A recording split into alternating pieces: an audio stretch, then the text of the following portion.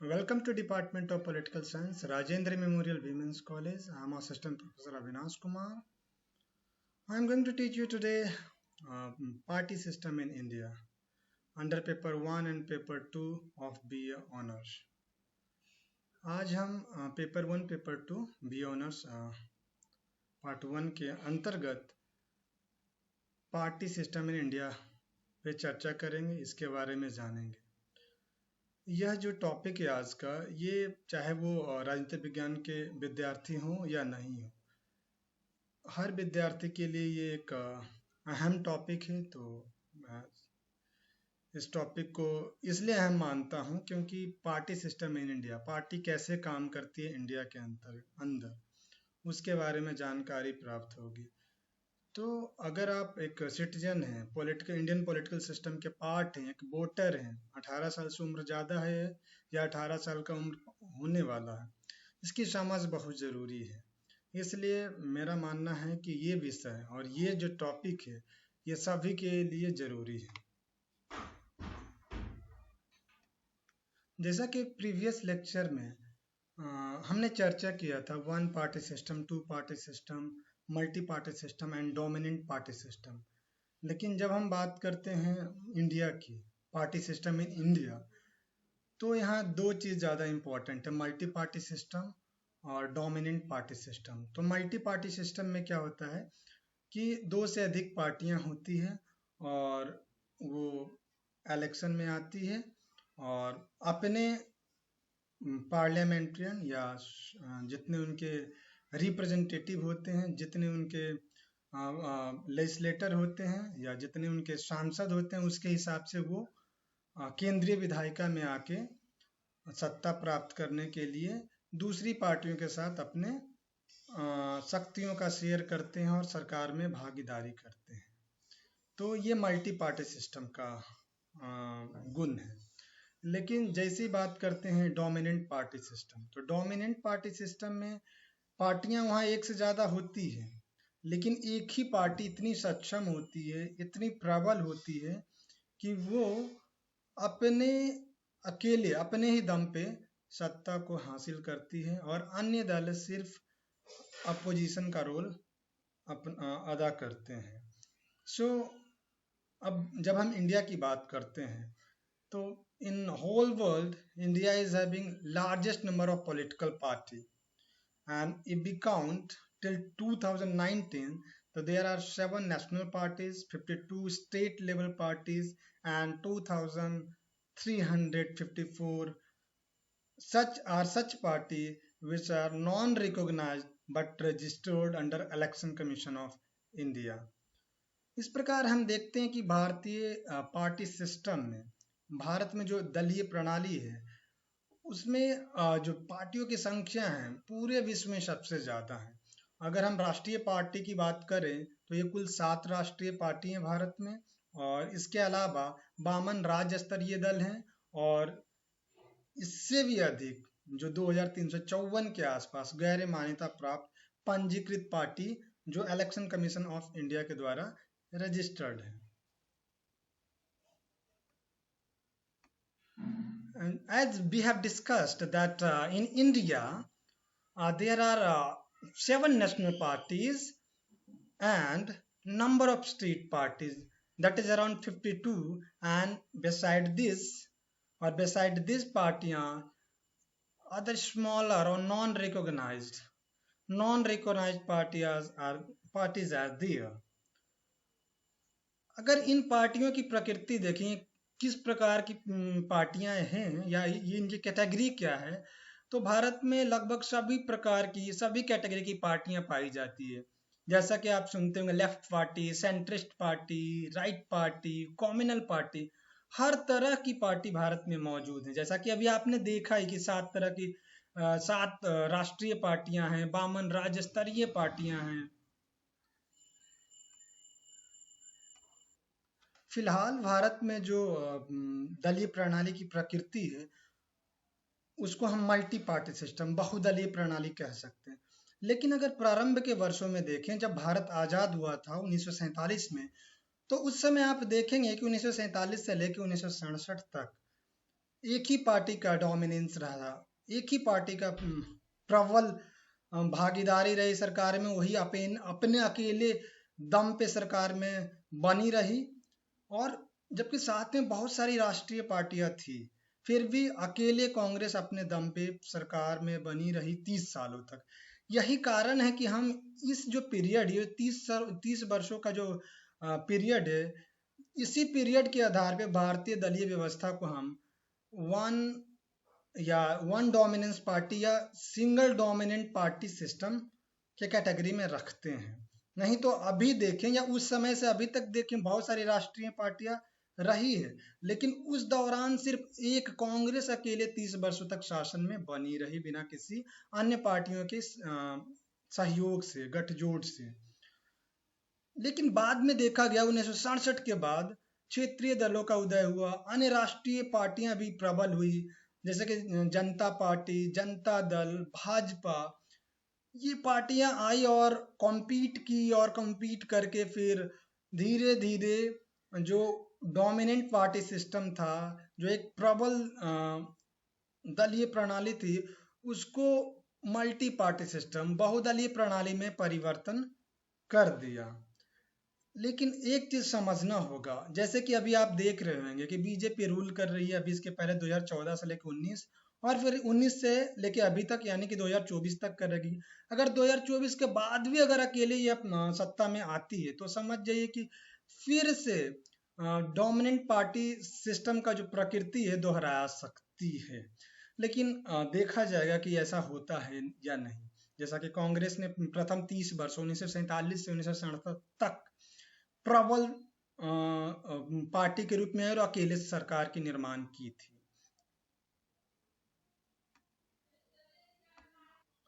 Till now, I have discussed that Indian political system is characterized by such a political system, or such a party system is there, that is showing two types of nature: multi-party system and dominant party system. And under dominant party system, Congress dominated the scene. And if we move from dominant party system to multi-party system, as we know, there are 7 national parties and around 52 state parties. So, by seeing the nature of party system and number of parties are of different type, different category, like Communist Party, Communal Party, Rightist Party, Centrist Party, etc. On the basis of that, we can say there are some characteristic of Indian political party system, or better to say the Indian party system have few basic characteristics that can be discussed right now. अगर हम अभी देखें तो भारतीय राजनीतिक और भारतीय party system, भारतीय दलीय प्रणाली में जो दो स्वरूप साफ दिखा। शुरू के दौर में प्रबल दलीय प्रणाली का रूप, फिर बाद में बहुदलीय प्रणाली का स्वरूप। उसमें बहुदलीय प्रणाली के अंतर्गत बहुत सारी राष्ट्रीय पार्टी, राज्य स्तरीय पार्टी, सबका जो अगर कैटेगरी देखे तो कुछ पार्टियां कम्युनिस्ट पार्टी थी, जिसको लेफ्ट पार्टी बोलते हैं, राइट पार्टी जैसे बीजेपी, फिर उसके बाद सेंट्रिस्ट पार्टी कांग्रेस, उसके अलावा राज्य स्तरीय पार्टी, बहुत सारी पार्टियों के बारे में चर्चा की। अगर इन सभी चीजों को एक साथ रख के अगर इनके गुणों पे चर्चा किया जाए, तो हम निम्नलिखित गुण देख सकते हैं। जैसा कि पहला आप देख रहे हैं मल्टी पार्टी सिस्टम। अभी के समय में अगर प्रथम 30 वर्षों का समय देखा जाए तो वन डोमिनेंट पार्टी सिस्टम का समय था। Second characteristic is lack of clear ideology, means स्पष्ट विचारधारा का अभाव। पर्सनालिटी कल्ट, व्यक्तित्व का महिमा मंडन, बेस्ड ऑन ट्रेडिशनल फैक्टर्स, पारंपरिक कारकों पर आधारित। इमर्जेंस ऑफ रीजनल पार्टी, क्षेत्रीय दलों का उद्भव, factions and defections, and the last one that is the lack of effective opposition. अब हम इन सभी गुणों का बारी बारी से चर्चा करेंगे। जो पहला लक्षण है, जो पहला गुण है भारतीय दलीय प्रणाली का, वो है बहुदलीय व्यवस्था, मल्टी पार्टी सिस्टम। अगर बहुदलीय व्यवस्था की बात करें तो प्रारंभ से ही, प्रथम लोकसभा इलेक्शन से ही हम लोग जानते हैं कि टोटल 14 राष्ट्रीय पार्टियां थी, जो अभी घटकर 7 हो चुकी है। तो जो बहुदलीय प्रणाली का जो तत्व था, भारतीय पार्टी सिस्टम, भारतीय दलीय प्रणाली में पहले से मौजूद था, लेकिन कांग्रेस के वर्चस्व के कारण प्रथम 30 वर्षों में ये गायब, ये मौजूद नहीं था, लेकिन बाद के वर्षों में ये सामने आने लगी। और अभी की जो दलीय राजनीतिक दलीय व्यवस्था है भारत में, वो मिला जुला कर मल्टी पार्टी सिस्टम है, बहुदलीय व्यवस्था। क्योंकि अभी आप देख सकते हैं 2 से अधिक दलों की उपस्थिति है और कुल भारत में 7 राष्ट्रीय पार्टियां हैं। So the presence of more than 2 parties in India shows the characteristic of political system having the multi-party system. As we can see, there are more than 2 party in India, especially the National Party. There are right now 7 National Party, and in the early days, in the first Lok Sabha election, there were 14 National Party. That has reduced to 7 today. It depends upon the performance of party, that which party will be considered national or state level party. We will discuss later on or in later class. Now we will move to the second characteristic. अब हम दूसरे गुण के पर चर्चा करेंगे। अगर दूसरे लक्षण और दूसरे गुण की बात करें तो वो है lack of clear ideology. Means ऐसा देखा जाता है कि भारत में जो मौजूद पार्टियां हैं, चाहे वो नेशनल पार्टी हो या स्टेट पार्टी हो, लेकिन अगर हम नेशनल पार्टी की बात करें तो उनके अंदर जो उनके विचारधारा का अभाव देखा गया है। अगर हम भाजपा और 2 कम्युनिस्ट पार्टियों को छोड़ दें तो सभी पार्टियों में एक स्पष्ट विचारधारा का अभाव देखा जाता है। और जो जिनके अंदर ये स्पष्ट विचारधारा का अभाव देखा जाता है, उनके जो विचारधारा एक दूसरे के बहुत निकट हैं, बहुत करीब हैं। आप देखेंगे कि उनके कुछ कॉमन आइडियोलॉजी है, जैसे they use to say that we are very much democratic, हम बहुत लोकतांत्रिक हैं, हम गरीबों के हित की बात करते हैं। इसके अलावा वो कहते हैं कि हम धर्मनिरपेक्ष हैं, सेकुलर पार्टी हैं, हम सोशलिज्म पे आधारित पार्टियां हैं। तो ये क्लियर दिखती है कि ये पार्टियां कोई एक क्लियर कट आइडियोलॉजी नहीं रखती। बट अगर जो बीजेपी और 2 कम्युनिस्ट पार्टियों को छोड़ दिया जाए तो जो अन्य राष्ट्रीय नेशनल पार्टी या राष्ट्रीय पार्टियां हैं, तो उनके जो फ्यू कॉमन कैरेक्टरिस्टिक देखा जाए तो वो है लोकतांत्रिक तरीका उनका काम करने का, या लोक तंत्र के लिए लोग काम करना, मतलब भारतीय व्यवस्था में लोकतांत्रिक व्यवस्था को बरकरार रखना, धर्मनिरपेक्षता सेकुलरिज्म को मेंटेन करना, और इसके अलावा सोशलिज्म समाजवाद को बचाए रखना। Except BJP and the 2 communist party like CPI and CPIM, Communist Party of India and Communist Party of India Marxist, other parties lacking the clear-cut ideology of functioning, and they are very much close to each other in ideology.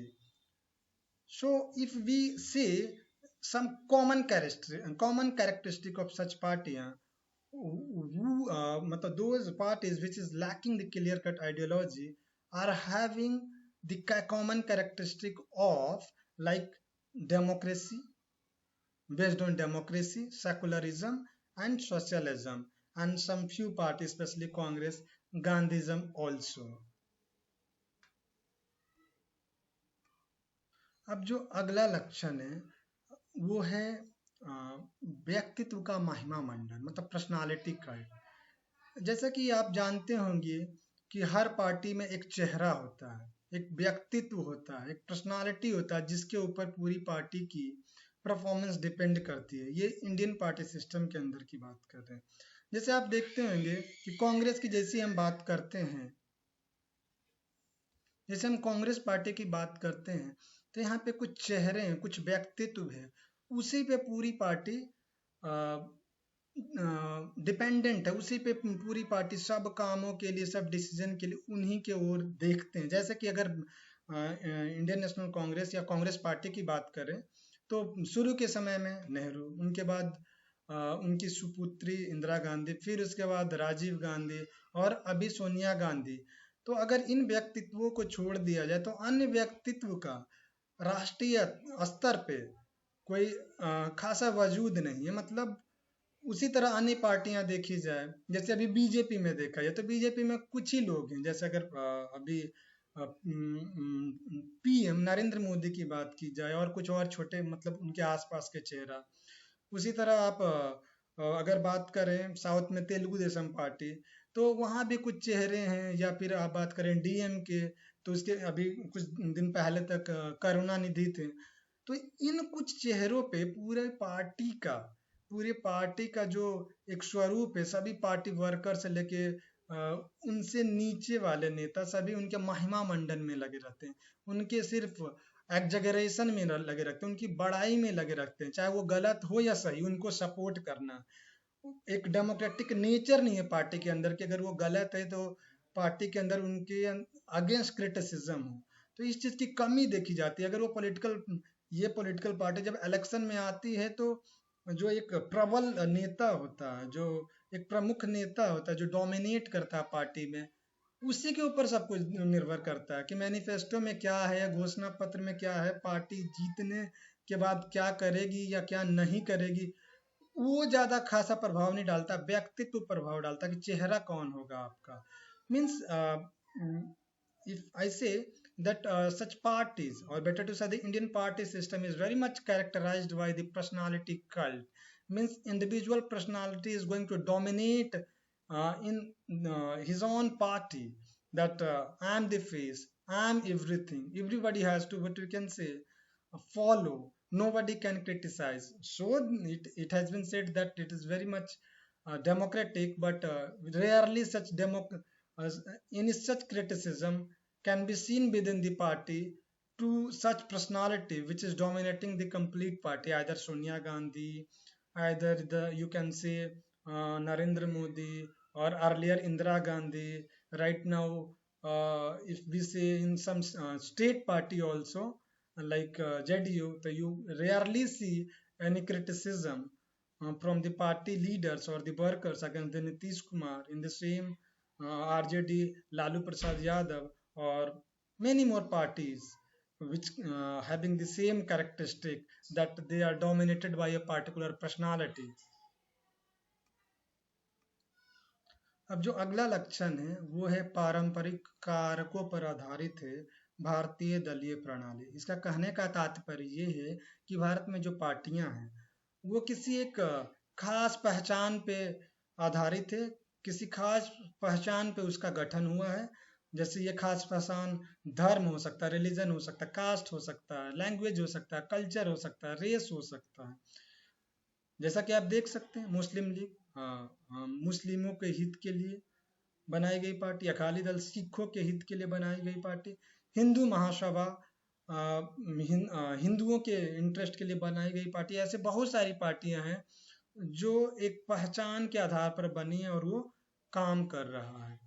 So the parties in India are formed on the basis of identity, identities like caste, religion, language, culture, race, etc.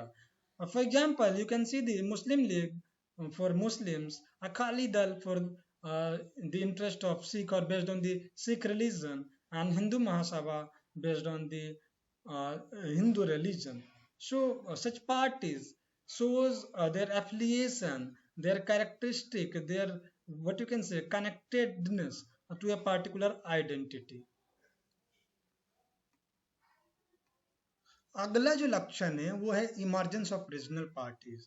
अगर आप एक data के हिसाब से देखें तो first जो Lok Sabha election था 1952 में जो हुआ था, उस समय कुल मिलाकर उनतालीस 39 राज्य स्तरीय पार्टियां थी, जो अभी बढ़कर 52 हो गया।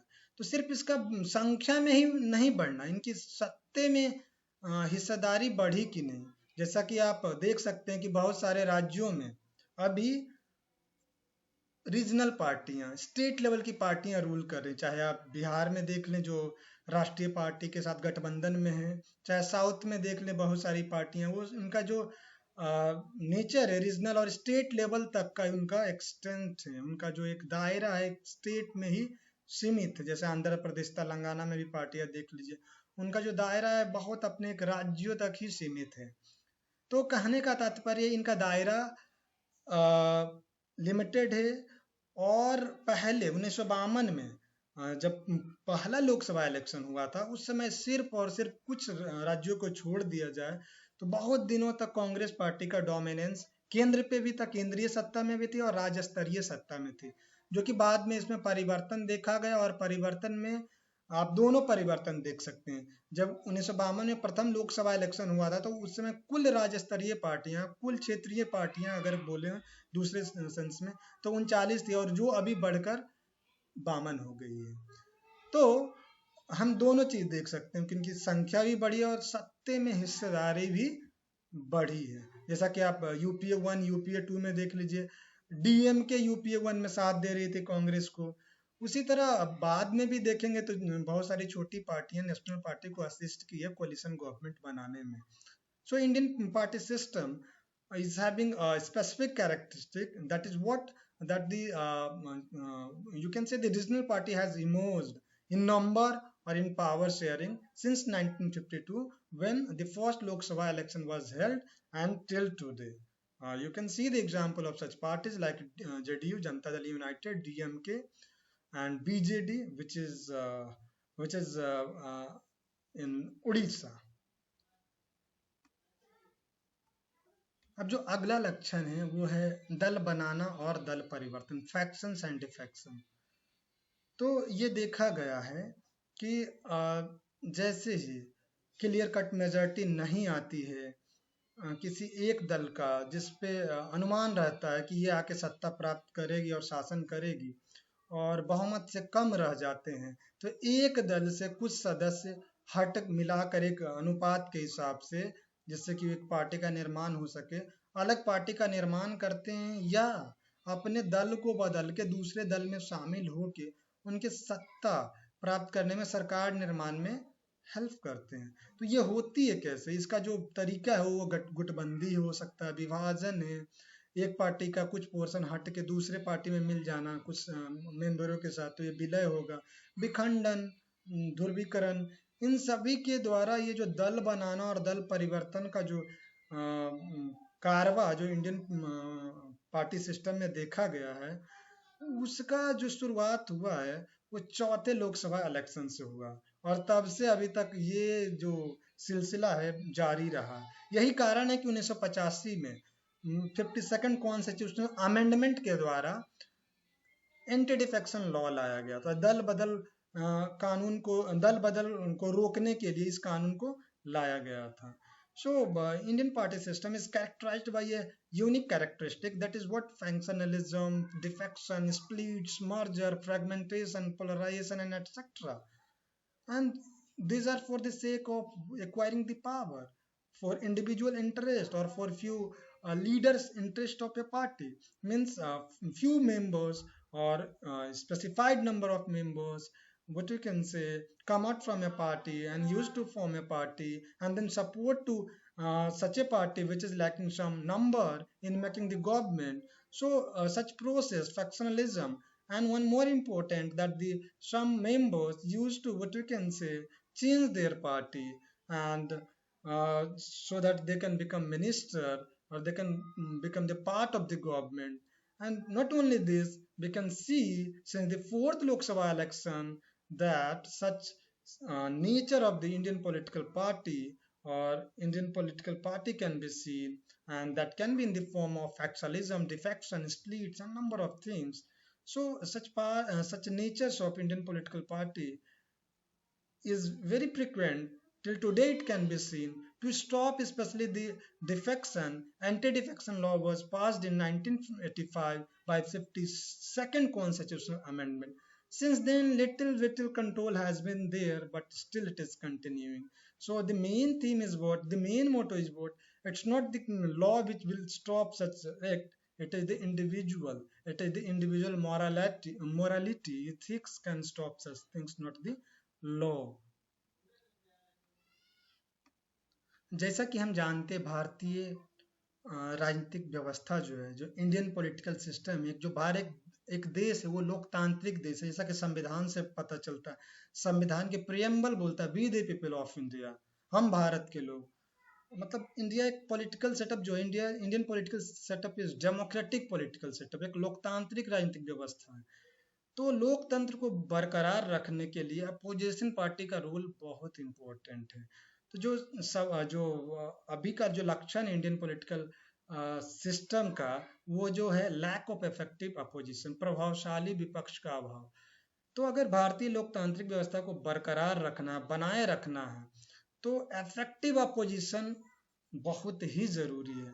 लेकिन अगर 1947 से लेके या 1952 से जब प्रथम लोकसभा इलेक्शन हुआ था और अभी तक देखें, तो कुछ वर्षों को छोड़ दिया जाए तो एक क्लियर कट, एक स्ट्रॉन्ग, एक ऑर्गेनाइज्ड, अगर हम अपोजिशन पार्टी की बात करें तो दैट इज मिसिंग, उसका अभाव रहा है। इससे ये पता चलता है कि जैसे ही कोई पार्टी, नेशनल पार्टी अगर अकेले बहुमत में आती है और पूरी सरकार बनाती है बिना किसी के सपोर्ट के, तो वो लोकतांत्रिक देश में भी वो डिक्टेटर के तरह काम करते हैं। जैसे कि आप देख सकते हैं इंदिरा गांधी का समय काल, और अभी कुछ लोग बोल रहे हैं कि जो बीजेपी 1 और जो एनडीए 1 और एनडीए 2 का जो रवैया मिला जुला कर, वो इंडियन डेमोक्रेटिक पॉलिटिकल सिस्टम के लिए खतरनाक साबित हो रहा है, क्योंकि वो अन्य उनके अपोजिशन में कोई स्ट्रॉन्ग पार्टियां नहीं है, मतलब कोई भी अपोज नहीं कर पाए, क्योंकि उनके नंबर जो है पार्लियामेंट में बहुत कम है। और अगर छोटी छोटी जो मतलब अन्य पार्टियां हैं, चाहे वो नेशनल पार्टी हो या रीजनल पार्टी हो, अगर वो एक साथ आके उनको अपोज भी नहीं कर पाते हैं, क्योंकि वो एक दूसरे से यूनाइट नहीं हो पाते, एक कॉमन मिनिमम प्रोग्राम बना के सरकार का विरोध नहीं कर पाते हैं। तो इस प्रकार भारतीय लोकतांत्रिक व्यवस्था को बरकरार रखने के लिए मजबूत विपक्ष जरूरी है, चाहे वो राज्य स्तर की पार्टियां राज्य सरकार की बात कर लें या केंद्र सरकार की बात कर लें। तो इस प्रकार लोकतंत्र को बचाने के लिए एक strong opposition is very much important. So the requirement of strong, organized and viable national opposition is very much needed in Indian party system so that the democratic nature of political system of India can be maintained. So अभी तक हमने जो चर्चा किया वो था भारतीय दलीय व्यवस्था क्या है, वो मल्टी पार्टी से बहुदलीय प्रणाली व्यवस्था है या एक प्रबल दलीय प्रणाली व्यवस्था है, और उसके बहुत सारे लक्षण के बारे में पढ़े। अगले वीडियो लेक्चर में हम बहुत सारे राष्ट्रीय पार्टी के बारे में चर्चा करेंगे, जैसे कि भारत में अभी फिलहाल 7 राष्ट्रीय पार्टियां हैं, उनका कहाँ कहाँ एक्सपेंस है, किन किन राज्यों में उनका वर्चस्व है और कब कब वो सत्ता में आए, और इसके अलावा कैसे कोई राष्ट्रीय पार्टियां बनेगी और कब कौन राज्य स्तरीय पार्टियां राष्ट्रीय पार्टियां बन जाएगी, ये सब पे चर्चा करें। क्या है कानून, कैसे बनता है, इलेक्शन कमीशन ऑफ इंडिया कैसे किसी पार्टी को रजिस्टर करता है, क्या क्या उनके क्राइटेरिया, इन सभी पे चर्चा करेंगे अगले वीडियो लेक्चर में। सो हम ये बोलेंगे कि अगला वीडियो लेक्चर और भी इंटरेस्टिंग होने वाला है, और ये वीडियो लेक्चर तो इंटरेस्टिंग है सभी के लिए, क्योंकि इसमें हर सिटीजन को अपने पार्टी सिस्टम के बारे में जानना चाहिए, चाहे आप मतलब किसी भी विषय के क्यों ना हो। Thank you for watching.